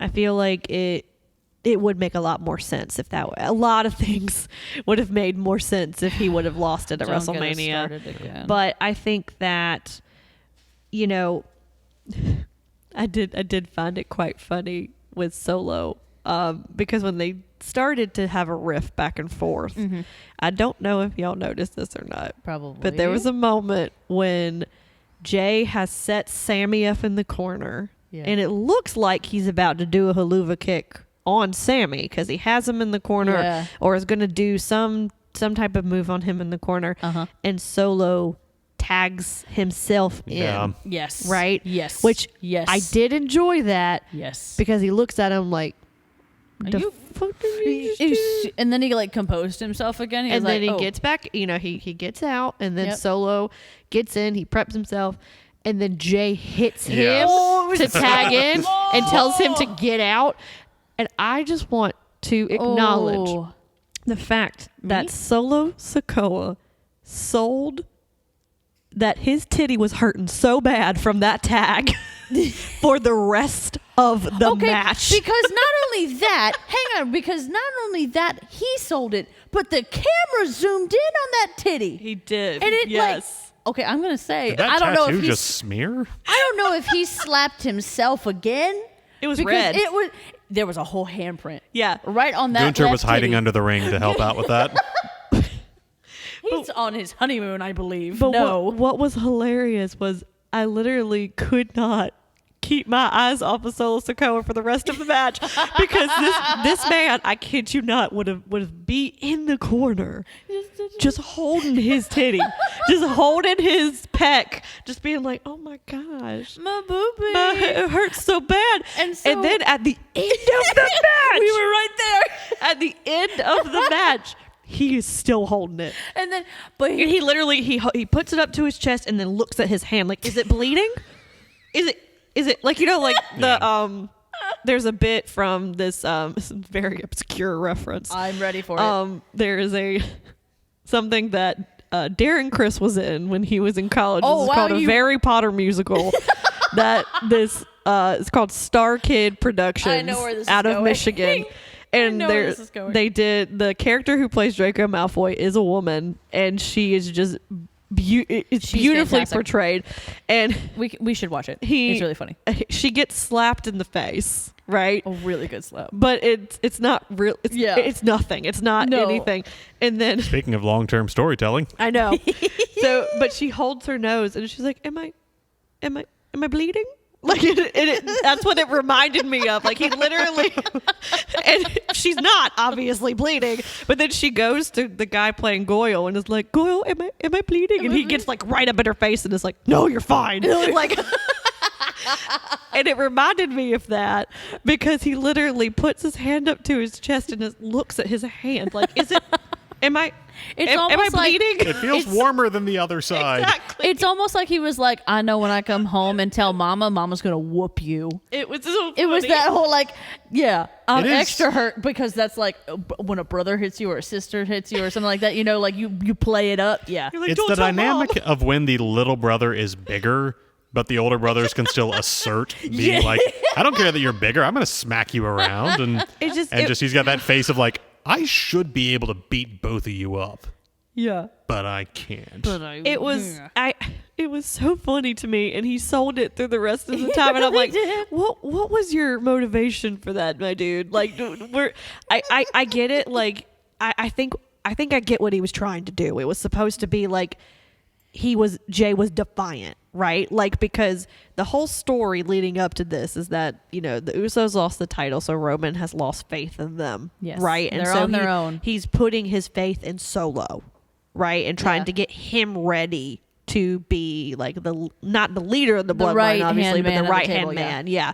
So he's basically like talking to Sikoa like behind their backs and being like, okay, like you need to be the enforcer on this. You need to make sure that they win and that, you know, you bring honor back to this or whatever. Yeah. So I get the story that they're trying to dig, but it was just really funny to me because he just sold I it wonder if he he's gonna- committed so hard, and I just love him for it. I wonder if he's going to go like running back to Roman and being like, they hit my booty. He comes in, he's just got an ice pack over his chest for the next SmackDown. God, I hope so. I really do. I hope that it's still red. I hope that it's still red. I hope there's an ice pack on it and he's taped up. Like I hope that it's like clearly like paint. Like you just put paint on top of it, like as if it was like a child's like color craft paint. I know that's not what I was supposed to focus on, but I did. I'm gonna say again, I've spent a lot of time on wrestling Twitter, and they are not nearly as concerned with the wrestlers' boobies as y'all's are. You know, this is what our listeners tune in for. Okay, Titties. like this is what they come here for. The hard-hitting wrestling journalism, right? I was waiting for you to say hard-hitting titties. Oh God. Okay, we have totally lost it. Okay, so Leave me alone. Don't look at me like that. so we have so you have the end of this. Yes. You have Riddle who hits Jay. Riddle. Riddle's in this match, guys. I think there might have been as many as 2 or 3 other people besides the Usos and You know Solo in what? this. Y'all can go back and watch this because they were not the main character. They did not have main character energy in this match at all. It was all the Usos and Sokoa. Which, as always, they're delivering when they step up. Like they're course. executing No, of amazingly. course. It was a but great match, like technically speaking. It's just not their story right now. Right, exactly. Yeah. So you have Riddle who hits Jay and is going for the pin, and Sokoa comes in and basically spikes Riddle through the mat. Yeah, with a that Samoan spike. Like that was rough. That move is brutal. Yeah. Hitting a dude with your thumb should not look that nasty, but man, Dude, they sell it. yeah. Like they sell it like he is literally Especially like him being that wrapped up too. yeah. Like it looks like a cast that just like It puts emphasis that he has to wrap it because he has so much power behind it that he could break his thumb. Yeah. Like that's the mentality that I'm That's seeing. crazy. That's why he wraps it, and that's why you see him wrapping it. It's part of the thing. That's which insane. I love. But yeah, so he does that, spikes him through the mat, and Usos and Sokoa go over. But there is clearly tension Yes. at the end of the match as Sokoa's holding his titty. Can I ask each of y'all something? I actually Yes. looked this up because I was curious. Because the Usos have been they've been unified champions for a while until losing to Sami and KO. When do you think was the last time that there was a title defense on a pay-per-view and the Usos were not involved in either the Raw or the SmackDown match? Oh my gosh. Each of you just take a guess when that was. So really- 2008. Not quite that far. It's a really good question. I would say probably 2017, 2018. I mean, honestly, it would have to be because they weren't when I first started watching with you.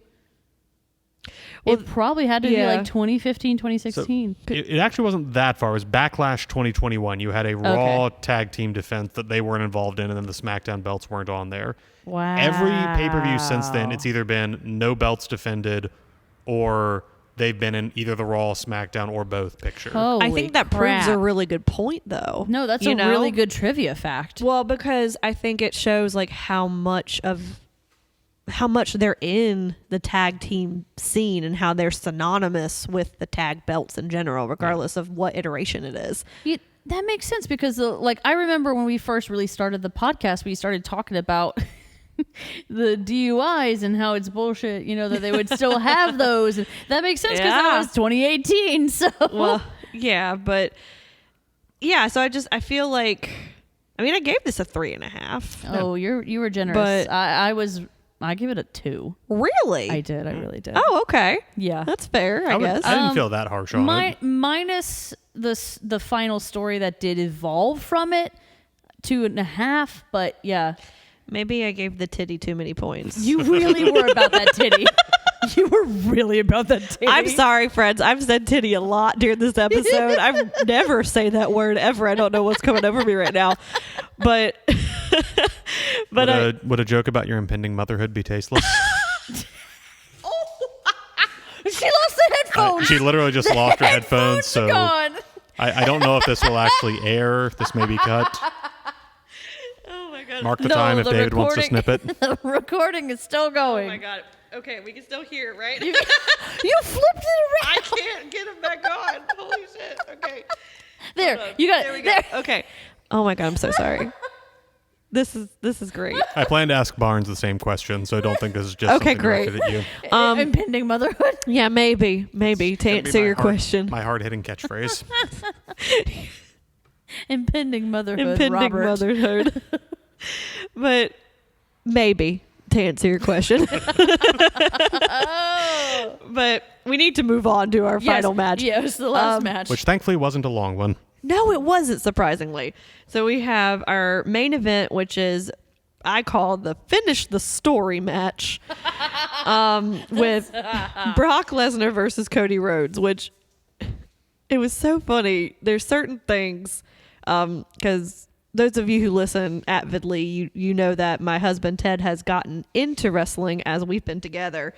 And at first he was just kind of a casual observer, and now he's like, we gotta. Are we watching Raw? Are we watching Yes. AEW? Like, are we watching? Which is great, and I love it. But in the same breath, I think it's funny what he actually does fixate on. That is true. He is and very specific with things. He is, and this finish the story narrative really bugged him because he's like, you can't just put another match in the place of your story, like because he used finish the story for WrestleMania.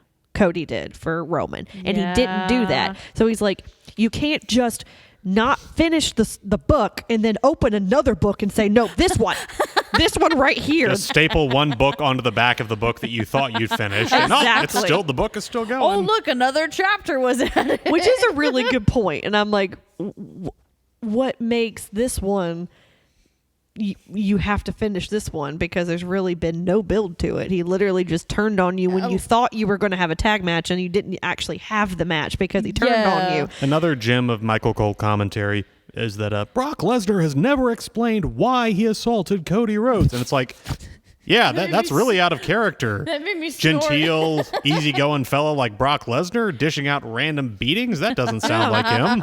So I think for me, this story, I mean, there wasn't really that much of a lead up to it because you only had, I don't know, 3 weeks of a build between WrestleMania, the night after WrestleMania, and this match. There were a few sprinklings of story, which is, I mean, there have been really good matches that have been built on less, right? That's true. So you don't have to have a huge long build like a Bloodline feud build for everything. Yeah. But I will say for this one out the gate, I feel like was really more physical and faster of a match, like pacing wise, because Cody legit just like started wailing on him from the very beginning before the match even started. And then once the match officially started, then everybody was just hitting all their finishers. Yeah. Right? Like from the very beginning, everybody just finisher after finisher. We did not do a count, though. We totally forgot to do a count Well, it threw me when off we were 'cause watching. on commentary, they were just counting suplexes of any kind. Yeah. And our group's thing has normally just been to count the German suplexes. German suplexes, yeah. Yeah, but yeah, they I was like, no, it's just the German, because the it's an anomaly that he did anything outside of a German suplex and an F5, right? Right. But we did have those, but we also had a lot of crossroads. Oh, and we yes. had a lot of Cody cutters. I feel like the And Crossroads others. is the least protected finisher in Oh, the wrestling gosh. business, because even Agreed. Cody doesn't he never does just one. He's like, oh, I know that's not going to work. Get him up for another one. But what I guess I got to do 10 more. what I thought was really funny, because again, there really wasn't much to this match. I don't know if I didn't look up and see how long it was. I had it at I looked it up on Wikipedia at 9 minutes and 40 seconds. Right. And Yeesh. that doesn't include when Cody was attacking him before the bell rang. So that was just the probably official time. Yeah, so that probably stretched it out to like 12, Yeah, 13 minutes 13. maybe. But still, for compared to the main events that we have become accustomed to with Roman, that are at least 45 minutes. Yeah. Right. This, And half of them standing around talking. I was like, this is real short.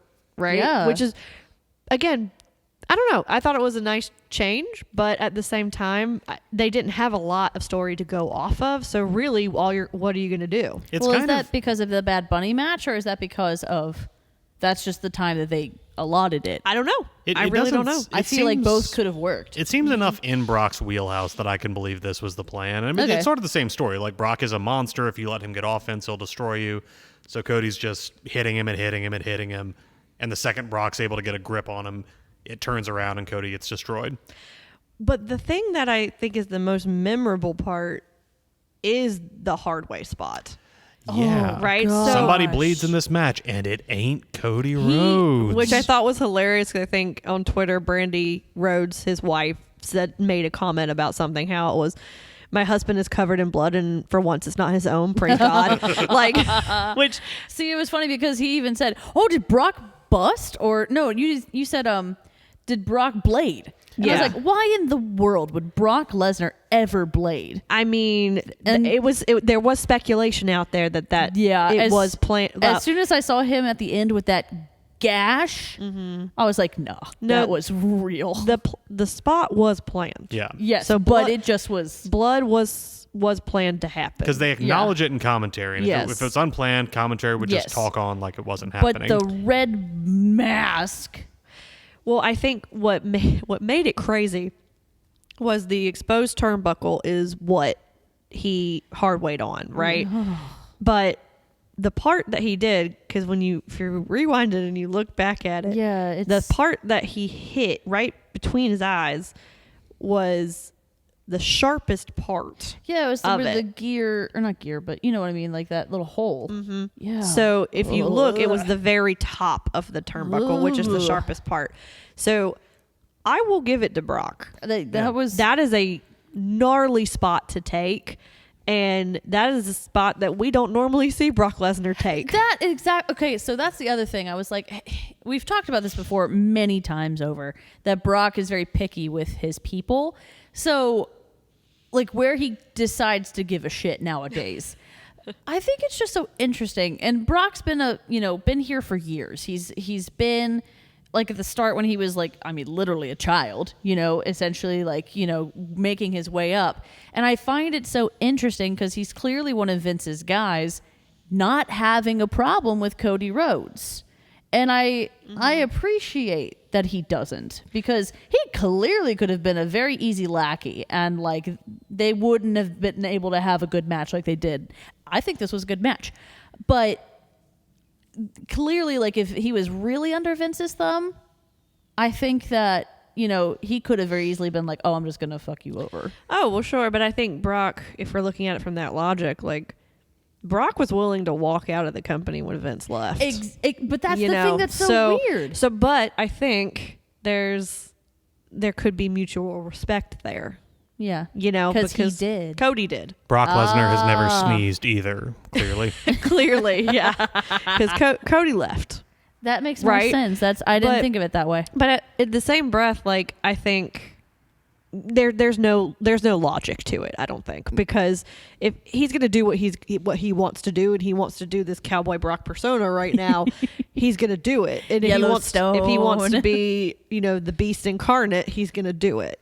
So I think they've let him kind of run the roost now on his character. So I think that when he wants to have a good match, he can have a good match, And I think with the way that this ended, I actually really love the way that this ended. I liked it. That was a nice ending, because for all that when a guy like Brock loses, you have to protect him if he's going to be effective in the role that they have him in the company, where he's just this bulldog that destroys anybody who gets in his way. Absolutely. So if you beat Brock Lesnar, you beat him barely. Yeah, and that's what happened. So Brock locks in the Kimura lock, which is something we have not seen him do in a very, very long time. I was confused as to what that was. Yeah, because I hadn't so seen it in so long. That used to be a submission finisher for him. That- The That's last we saw was crazy. when he used it on Cain Velasquez back Yeah. in, I forget which, it might have been a Crown Jewel, or Yeah. it's one of the Saudi Good shows way googly. back when. Well, but yeah. because, I mean, lest we forget, the man has an MMA background. Yeah. And was a UFC cage fighter for a while. So Dang. I think... It will not shock people to learn he was better at this than CM Punk was. Oh yeah. Oh, definitely. Definitely won a lot more matches. But so he puts him in a Kimura lock, and Cody just simply rolls him up from that and counters the pressure and He can't get out. pins him. 1, 2, 3. We're out. We're done. And he bolts. Of course he does. Wouldn't runs you? as fast as he can. And I would. I'd get the hell out of I'd there. be like, wait, whoa. And Brock's crimson mask, like howling as he's exerting pressure on that arm, is one of the more striking images I've seen in wrestling TV lately. Yeah. So I think, this sets it up because they are having a rematch at Night of Champions. That has been confirmed. Yeah. So then he can win one? Probably. Yeah. But I will say, because Night of Champions is in Saudi Arabia, which is like, they love them some Brock Lesnar over there. That is true. Mm-hmm. They do. Cody Rhodes is also very over right now. So Everybody likes Cody. It'd be interesting to see which one they go for. But the promo that he cut on Raw, though, was real good. Oh, seen- wait, I'm sorry. He like as in Brock. Really? I haven't actually watched it. I've seen pictures of like the It was stare into the scary. camera thing. Ooh, It was pretty scary. I'm gonna go watch it. So I will haven't say seen he it does yet. he does have some audio issues in the beginning, but once you get past that, it was all right. Hey, you know what? That's not him though.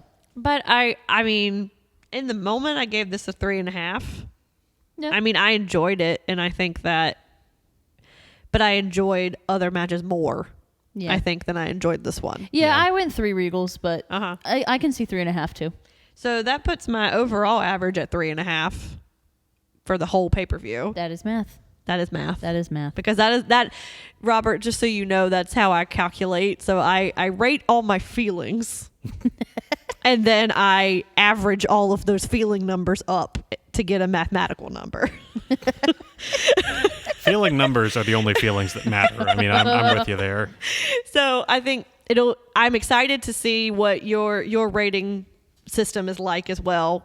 Yes. But that is how I do it. And Gina also usually gives her rankings aside from it. And Yes. usually they're the same, mostly Pretty close. the same. I mean, there's been very few where we're far off, like polar opposites. I We don't have think had we've- that before. And like maybe once. we have duked it out a couple of times. Yeah, where we just did not agree. But most of the time we agree on it. Yeah, pretty close. But I think we should segue into our segments. It's time for the EST. Now, just speaking as somebody who is coming on as a guest, do you want to go over kind of the basics of those segments? Oh yeah, sure. Because Yeah. I want you to participate if you want to. I'd be happy to. I don't know if I'm putting you on the spot or not, but so we have these we have these 2 segments at the end, or superlatives, if you will, No. that we call our ignorant slut and our EST. Okay, so ignorant slut was actually one of our first catchphrases that we coined from this show, because that is our lovable nickname for the one Corey Graves. Because he cannot pronounce the word coup de grace. He pronounced it coup de grace, like an ignorant slut. And I have so strong feelings about it. that is how. So we decided, okay, if we want to do a segment at the end of this show, and we kind of want to say who our best and worst are. So we decided our ignorant slut would be kind of the thing, either the match or the person or an event that happened during the show. That, Even the circumstances around the Right. event itself. that we like- just didn't like. Yeah. Right? Like that we didn't really approve of, or that was our least favorite thing. Yes. Right? Now, sometimes that's a little bit hard because sometimes everyone brings it on the card. Yes. So it might not be a particular person. It could be a move during a match or an outside altercation or chicanery that we didn't like, or, whatever. Basically Yeah. anything or anyone that we didn't prefer during the show. Or we know that can do better and just didn't do good enough. And it's our way of just being like, just do better next time, boo-boo. Yeah. Just... here's a little reminder. You got this. Just fix it. And EST is obviously the what Bianca Belair calls herself, right? She's the EST. She's the best. She's the greatest. She's the strongest. Yeah, the first time we did it, Bianca was still with NXT. Yes. So we used that, and then literally like the next week when we were going to record the next thing, that's when she was called up. So we kept it. We kept it. It's ours. So that is the best of the show. Yes. Right. I think Dogs called it his workhorse of the show. Yeah. Right. So whoever we loved the best or did the best or the match that did the best, or it's kind of evolved into basically whatever you want it to be. Definitely. I I usually like to start with ignorant slut just because it's nice to finish on a Yes. positive note. So, Gina Brafford, Yes. who or what is your ignorant slut for Backlash 2023? Honestly, and I know you felt differently, but it's the Kevin Owens, the Sami Zayn, and Matt Riddle. If I'm going to Just be their involvement with the match, or if I'm just- going to be really specific, it's the fact that there was no reason Riddle was there. And honestly, if I'm going to get really into it, Riddle was put there because he's being watched because of the allegations and all of the other stuff that happened. He went away. He disappeared for a while. He's come back. This is them being like, okay, we trust Sammy and KO, but we're watching you. There is And- no place in Vincent Kennedy McMahon's organization for that kind of behavior. Well, that's the thing that pisses me off, but I could go on, but I'm not going to. But Right. but also it's just like we've seen this, and especially to your point that you made earlier, Robert, this storyline would have been so much better if Roman had lost. Like, yes, this is what we knew was going to happen when everything was falling to pieces. And now that it's falling to pieces, we're not getting the gratification feel of like why. Sure. It's just like something, it's like you tripped over something, like, it hurts, but it's not the same pain as if you like fell off a cliff. Okay. Like it's not the same. So if I'm being nitpicky, this one, like, it was hard to pick, but because I really enjoyed this pay-per-view. I was surprised how much I did. But this one, yeah, this is my ignorant slut. Matt Riddle / the match in general. Okay. Fair. Yeah. Robert, who do you have for ignorant slut? I'm going to give it to MVP because for the two parts of one, assuming that if your 7'3" giant man can't get the match done, that like a stick of wood is gonna put him over the edge. That's fair. And That's then fair. throwing it in a place that his face gets immediately smashed into it. I love it. That's fair. You know what? You know what? That's a really good example of a good ignorant slut. That's very well you. done. Good job. So, mine, Solo's titty, man. Like, it was so I thought red. that was going to be your EST. No, the selling of the titty would be the EST, right? No, the titty itself, okay? It was so red by the end of the match. He literally hit it once. There was no one in the match that their Okay, but a brother signature slap thing. hurts like a mofo. I'm just saying there's no one in the match whose signature thing were chops. Okay? Walter was not in this match. Dragunov was Dragunov was not here. Like, there's no reason that his titty needed to be that red. Okay? Like, again, what bothers me, guys. Like, she latches on. I do. I get fixated and I just can't. That's So- a good one though. That's a good one. Thank you. So, Gina, who or what is your EST of the night? I'm gonna go ahead and say I have a runner up for EST. Love that. Runner up was Io Shirai. I know her name is Sky. It is Io Shirai because Io Shirai was back. Yes, She was back. It was Io Shirai. It was not Io Sky. So I loved seeing her just. I also really enjoyed watching her reactions to when the crowd suddenly turned for her and she was just like, oh, okay, cool. Yeah. All right, I can do this. And then Yeah. she kept going. But I mean, she's already just a really incredible wrestler. Just 10 out of 10. 10 out of 10. I love her. We just needed a trash can so We she just- could die for all of our Oh my sins. gosh, if she just jumped from a really high cliff in a trash can, that would have been it. Can you imagine the pop that's going to get when she finally is in a War Games match and pulls out a trash can friggin' trash and can. jumps for her life? Or she It's gonna turns be the on best. Bailey and Dakota, and they're like, "All right, what partner are you gonna get? Who's gonna back you up?" And her partner is a trash can. And she would win. And When she tags in the trash can, she just gets in the trash can and continues. I love it. I love everything about it. Oh, Robert, who's your EST? Oh, I'm so sorry. That was my runner Oh, I'm so up. sorry. Go You're ahead. good. But the number one is Bad Bunny. Yeah. I can't. The whole Yeah. match, everything about it, but specifically Bad Bunny. I loved him. He's lovely. I really hope that, if anything, he just comes back as like or it stays a part-time guy. yeah, You know like, what I I mean? don't even want him full time on the Dude, roster. I know you're busy being like super like rich and Grammy famous and Grammy award winning and and making great music, which headlining both nights at Coachella. Yeah, oh and, my gosh. You know Now all that's that. a co-main event. Exactly. just head co-main eventing with yourself. Yeah. You know, just But like, Coachella. yeah, I could agree with that. yeah, he's lovely. He's willing to take really amazing spots, and he really cares about the industry. It's not just about money and fame for him. So Yeah, because you didn't see any sponsored ads during his match. no, I did want to point out though that technically, according to all of the stuff at the bottom for like the information about the pay-per-view, it did say Bad Bunny is the host. He was, yeah. Which, I mean, I get, but it's like, I also am thinking, like, as a host, like, compared to, like, WrestleMania spots, like, where The Miz was the host, I did think that was interesting, but I didn't care. It's Bad Bunny, and he's adorable. Shane McMahon should have come out and torn his quads against Bad Bunny, too. He had another quad to tear. He only tore one. So he's still disappointing Vince. All right, who was your EST, Robert? My EST is collectively the entire crowd because Yeah. Oh, that's nice. if the Yeah. pandemic era taught us everything, it's that wrestling is not whole without people there to react and cheer Yeah. and thrill to what's going on.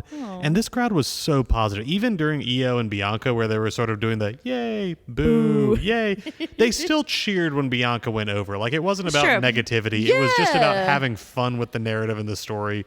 It was just such a positive thing to see all those people enjoying wrestling that much. Man, I wish we could just take like just a eighth of that crowd and just have it travel around with them. And then you mix know? it in with the NXT crowd who doesn't have a filter, There you go. and then have them together. Oh, Then you have a perfect crowd. And banish what chance forever and all Oh time. my Forever. gosh. Well, mine, Yes, yes, yes. you know, yours. just to piggyback off of, you know, the Puerto Rico of it all, Damian Priest for me.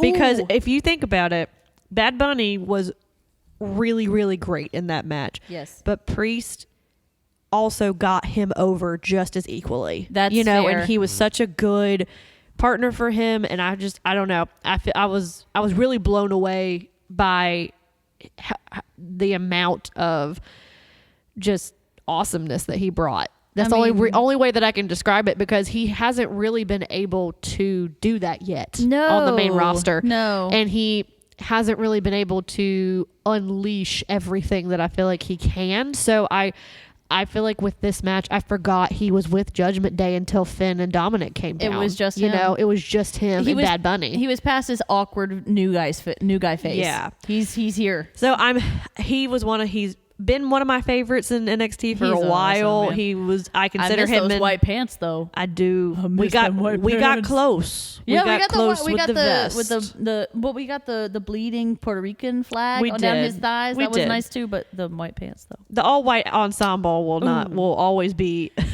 in our hearts.